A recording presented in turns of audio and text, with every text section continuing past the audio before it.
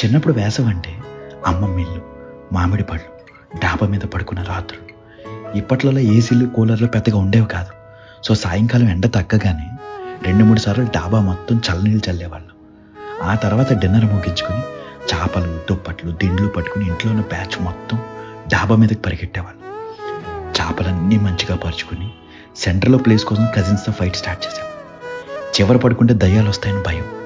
ఇంకా కజిన్స్ అందరం కబుర్లు చెప్పుకుంటూ, అంత్యాక్షరి ఆడుకుంటూ, ఇంకో పక్క తాతయ్య చెప్పే దయ్యాల కథలు వింటూ, దోమలు కొట్టకుండా కాయిల్స్, అందరం పోటీ పడి మరీ లెక్క పెట్టి ఆకాశంలో చుక్కలు, లెక్క మిస్ అయిపోతే మళ్ళీ మొదటి నుంచి స్టార్ట్ చేయడం. ఈలోపు పిల్లలందరి కోసం అమ్మమ్మ డాబా మీదకి తెచ్చే మామిడి పళ్ళు, కీచురాళ్ళ అరుపులు, పక్కింట్లో టీవీ నుంచి వినిపించే ఈటీవీ న్యూస్ మ్యూజిక్. అలా కబుర్లు చెప్పుకుంటూ ఎప్పుడు నిద్రపోయేవాళ్ళో కూడా తెలిసేది కాదు. వర్షం పడితే అన్నీ తీసుకుని కిందకి పరిగెట్టం. పొద్దున్నే మన మీద పడే ఆ సన్ రైజ్కి నిద్ర లేచేవాళ్ళు.